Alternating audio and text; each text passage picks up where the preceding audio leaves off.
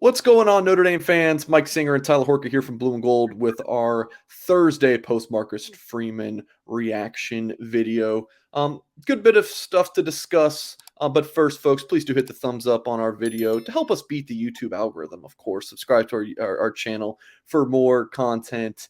The best Notre Dame football and recruiting coverage you can find is at blueandgold.com. $10 gets you access to the start of next football season. Tyler, let's start with the weather.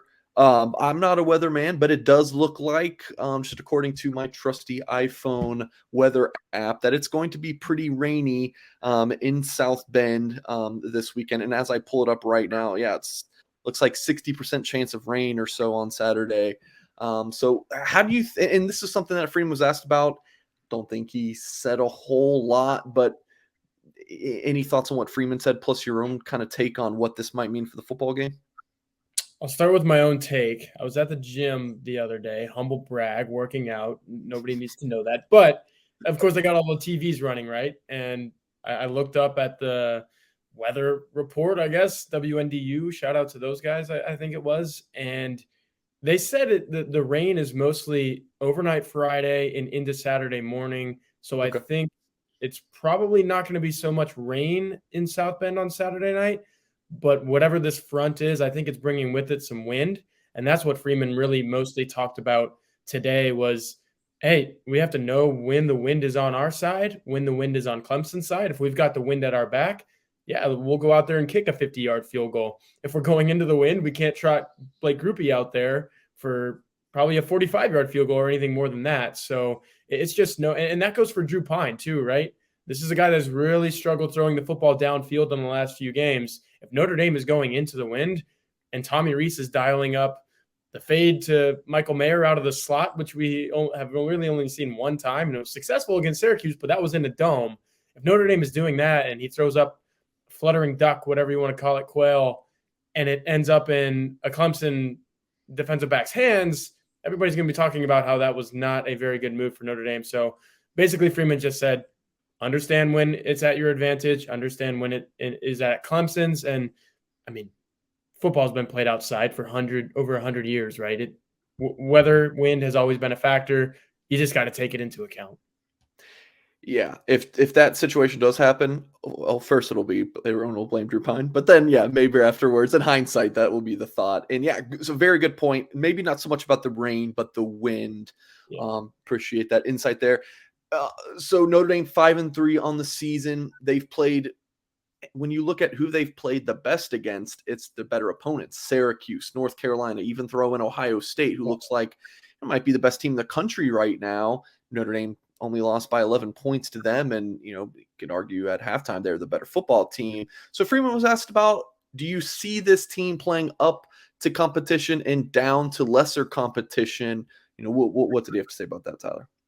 He didn't totally dismiss the notion of it. I think it's completely true. The reporter did a good job in asking that question. But at the end of the day, Freeman said it's about just having the focus and doing the things that are necessary to win a game, no matter who you're playing. That should not change, whether it's number 4 Clemson or unranked 1-win Stanford. And Notre Dame has let that affect who it is in some of these games. Notre Dame had no business losing to Marshall, no business losing to Stanford. I thought the performance against UNLV, even in a 23-point victory, was a little suspect. The offense was not great. If Notre Dame doesn't block a couple of punts and make some things happen there, it doesn't win by 23 points against a team that it was favored. I mean, what was the line in that game? It was around 24 points. 5, yeah. Yeah, so they didn't cover that. And I just think there have been times this season where Notre Dame doesn't fully have the pedal to the metal. I'm not expecting that to be the case because, like you said, against Ohio State, I mean, Notre Dame did some things to Ohio State that nobody else all year has done, especially defensively. But then you just have the inexcusable games that I mentioned earlier on. So I expect Notre Dame to get up for this one. But maybe this is a conversation that we need to have next week when Notre Dame's playing Navy and the week after that when Notre Dame's playing Boston College, because this certainly has been a theme this year. See, that's the theme, or Tyler, is the theme about playing away from home, because North Carolina, Syracuse, Ohio State, BYU, even all the way from home.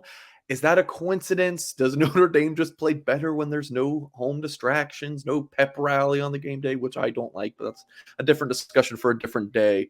Yeah. Maybe a combination of both. Maybe it's nothing. Maybe it's something. All up for debate. Now, your question for the press conference, Tyler, was about the recruiting weekend, which I appreciate as the recruiting guy over at Blue and Gold. So Freeman is not allowed to talk about any recruit specifically until they sign a national letter of intent. Tyler, could you imagine those press conferences if I could say, "Oh, Mr. Freeman, tell me about Peyton Bowen's visit this weekend"? I mean, could you imagine those? It would be amazing. I feel like it would be all recruiting. But put that aside. Tell us about your question and what Mr. Freeman would say. I don't know why I'm calling him Mr. Freeman. Just tell us what Coach Freeman would say. Coach Freeman, Mr. Freeman, they're all good titles.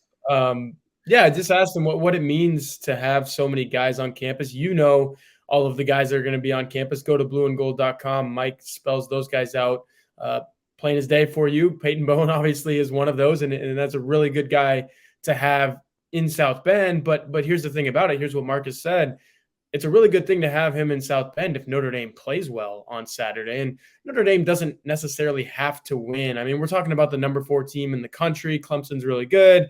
I mean, number 4 means that they're slotted to make the college football playoff right now. I think that surprised a lot of people, but obviously the committee holds them in high esteem. So just a really good showing by Notre Dame against this team would mean everything for recruiting, because if this is a really good game going into the fourth quarter and Notre Dame is doing its light show and these recruits get to see all of that and Notre Dame has a chance to win this game late, I think all the recruits are going to be saying, man, I could be a part of this. And maybe if I do sign on the dotted line, I could be the guy that helps us beat a team like Clemson or beat some of these top 5 teams in the country. So it's a massive weekend. You know that, Mike. You've probably talked about it all week. You're going to continue to talk about it. I mean, this is the biggest recruiting weekend of the year, right?